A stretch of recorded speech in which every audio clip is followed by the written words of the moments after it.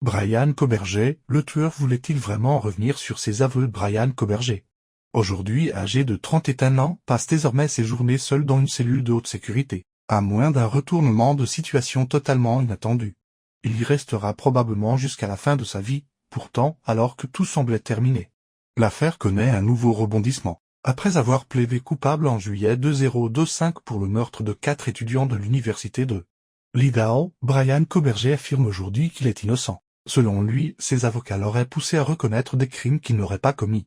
En lui promettant des choses qui n'ont jamais été respectées, il demande désormais à ce que son dossier soit réexaminé et souhaite obtenir un nouveau procès. Mais les procureurs soutiennent qu'il détient des preuves extrêmement solides, capables de convaincre n'importe quel OJ. Au cœur de cette affaire se trouve un couteau de type ******, considéré comme l'arme utilisée lors des meurtres, bien que cette arme n'ait jamais été retrouvée. Les enquêteurs ont découvert son étui à proximité du corps de l'une des victimes. Plus troublant encore, l'ADN de Brian Koberger aurait été identifié sur cet étui, renforçant considérablement les soupçons contre lui. Récemment, un juge a rendu public de nouveaux documents révélant le détail des achats effectués par Koberger plusieurs mois avant le drame. Selon les enquêteurs, en mars 2022, soit environ 8 mois avant les meurtres, Brian Koberger aurait acheté sur Amazon un couteau Ka-Bar, son étui ainsi qu'un aiguiseur. Les procureurs affirment également que son compte Amazon était bien enregistré à son nom et associé à ses informations personnelles ainsi qu'à sa carte bancaire.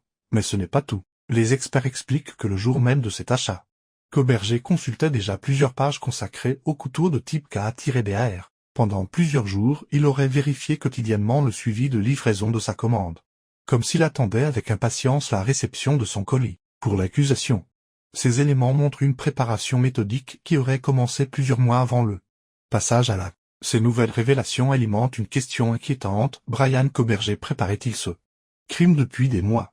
Ou avait-il déjà un autre projet criminel en tête avant même son installation dans l'État de Washington? Les preuves numériques qui pourraient tout changer, à mesure que l'enquête avançait.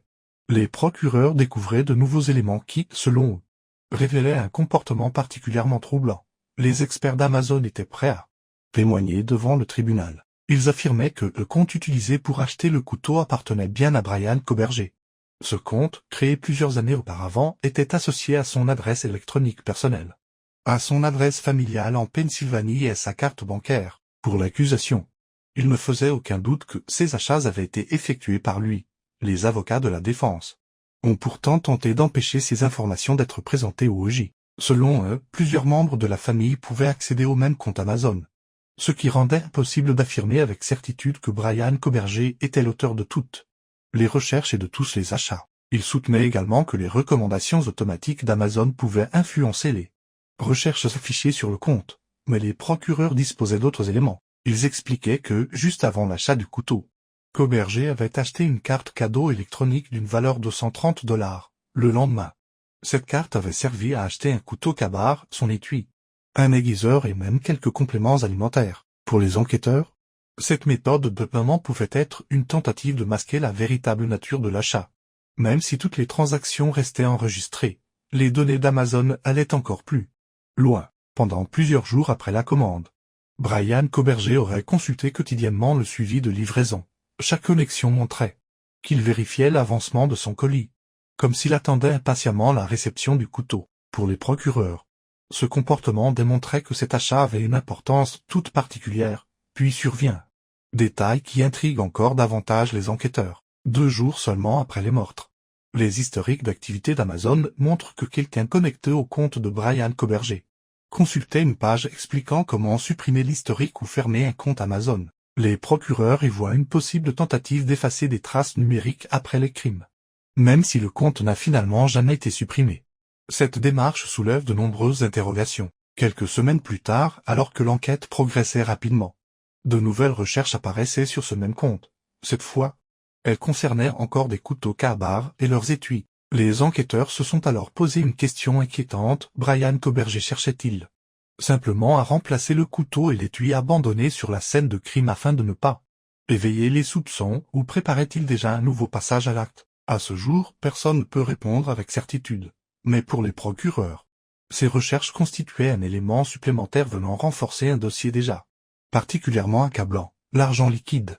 les retraits suspects et les nombreuses questions des enquêteurs. Au fil de l'enquête, les procureurs ne se sont pas limités aux achats effectués sur Amazon, ils ont également passé au crible les comptes bancaires, les relevés financiers et les habitudes de consommation de Brian Koberger. Les enquêteurs ont découvert qu'en août 2022, quelques mois avant les meurtres, Koberger avait ouvert un nouveau compte bancaire sur lequel il avait déposé environ $2. À première vue, cette opération pouvait sembler banale. Pourtant, ce sont les mouvements effectués par la suite qui ont rapidement attiré leur attention.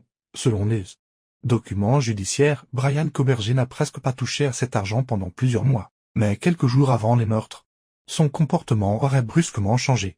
À partir du 10 novembre 2022, soit 3 jours avant le drame, il aurait commencé à retirer de l'argent liquide. Les procureurs affirment qu'après cette date, il privilégiait les paiements en espèces plutôt que l'utilisation de sa carte bancaire.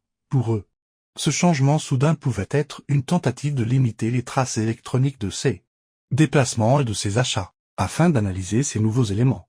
Une ancienne journaliste spécialisée dans les affaires criminelles a interrogé Joe Giacalone, ancien sergent de la police de New York et spécialiste des enquêtes criminelles. En examinant les documents, celui-ci explique avoir été frappé par le niveau de préparation apparent du suspect. Selon lui, les enquêteurs du FBI avaient reconstitué avec précision chaque achat, chaque transaction financière et chaque déplacement, offrant ainsi une chronologie très détaillée des événements précédant les meurtres. Cependant, un détail continue de surprendre les spécialistes. Malgré l'analyse de dizaines d'appareils électroniques, les enquêteurs n'ont trouvé aucun lien direct entre Brian Koberger et les 4 victimes avant le crime. Aucun message, aucun échange sur les réseaux sociaux, aucun contact connu. Cette absence totale de relation rend cette affaire encore plus mystérieuse, pour Joe Giacalone. Cette situation soulève une question fondamentale: comment un homme peut-il préparer un crime aussi violent contre des personnes avec lesquelles il ne semble avoir eu aucun contact? Selon lui, les procureurs auraient peut-être dû approfondir davantage la question du mobile, car sans explication claire sur les motivations du suspect, une partie du mystère demeure entière. Les enquêteurs continuent donc de s'interroger. Brian Koberger avait-il choisi cette maison ou hasard observait-il ses victimes depuis plusieurs semaines? Ou poursuivait-il un objectif bien précis que personne ne connaît encore aujourd'hui? Autant de questions qui restent, pour l'instant, sans réponse. Les enquêteurs ont-ils laissé passer une occasion unique? À mesure que les révélations s'accumulaient, une autre question commençait à faire débat parmi les spécialistes du droit pénal. Pourquoi Brian Koberger a-t-il été autorisé à plaider coupable sans être contraint d'expliquer en détail ce qui s'était réellement passé cette nuit-là pour plusieurs anciens enquêteurs? Cette décision représente une occasion manquée. Dans d'autres grandes affaires criminelles, les accusés qui acceptent de plaider coupable doivent souvent raconter précisément les faits, collaborer avec les autorités afin d'obtenir certains avantages judiciaires. Dans cette affaire, rien de téléphone ne semble avoir eu lieu, selon les experts interrogés. Brian Koberger n'a jamais été obligé d'expliquer son choix des victimes, son mode opératoire ou encore l'endroit où se trouverait l'arme du crime, qui reste introuvable à ce jour. Pour les enquêteurs, cette absence de coopération laisse encore de nombreuses zones d'ombre. Les familles des victimes, mais aussi les autorités, ignorent toujours plusieurs éléments essentiels qui auraient pu permettre de comprendre les véritables motivations du tueur. L'ancien enquêteur Joe Giacalone estime même que la menace de la peine de mort aurait pu être utilisée pour obtenir davantage d'informations.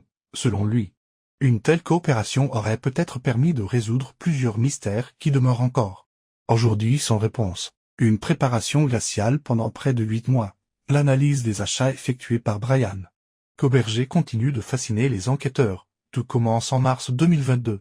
Il achète d'abord une carte cadeau électronique, puis commande un couteau Ka-Bar, son étui et un aiguiseur. Ensuite, pendant plusieurs jours, il consulte presque quotidiennement le suivi de livraison de son colis. Pour les spécialistes, ce comportement montre qu'il attendait cette commande avec une impatience inhabituelle. Mais un autre élément attire encore plus l'attention. 2 jours après les meurtres, Brian Koberger consulte des pages expliquant comment supprimer son compte Amazon. Pour les procureurs, cette démarche ressemble fortement à une tentative d'effacer des preuves numériques, même si le compte n'a finalement jamais été supprimé. Cette simple recherche pourrait démontrer qu'il savait avoir laissé des indices derrière lui. Quelques semaines plus tard, son historique révèle de nouvelles recherches concernant des couteaux Ka-Bar et leurs étuis. Pourquoi effectuer de telles recherches après les meurtres? Les enquêteurs avancent 2 hypothèses. La première, il cherchait à remplacer le couteau utilisé, afin de ne pas éveiller les soupçons si la police venait l'interroger. La seconde. Bien plus inquiétante, il envisageait peut-être de commettre un nouveau crime. Aucune preuve ne permet aujourd'hui de confirmer l'une ou l'autre de ces hypothèses. Mais ces recherches restent l'un des éléments les plus troublants du dossier. Les documents financiers montrent également qu'il avait mis de côté plusieurs milliers de dollars. Avant les faits, peu avant les meurtres. Il commence à retirer de l'argent liquide et privilégie les paiements en espèces, selon certains anciens enquêteurs. Il pensait peut-être qu'en évitant les paiements par carte bancaire, il laisserait moins de traces. Pourtant, chaque retrait effectué à un distributeur automatique est enregistré et les caméras de surveillance continuent de filmer les utilisateurs. Pour Josiah Callan, cette stratégie démontre surtout un excès de confiance. Selon lui, Brian Koberger croyait avoir préparé le crime parfait.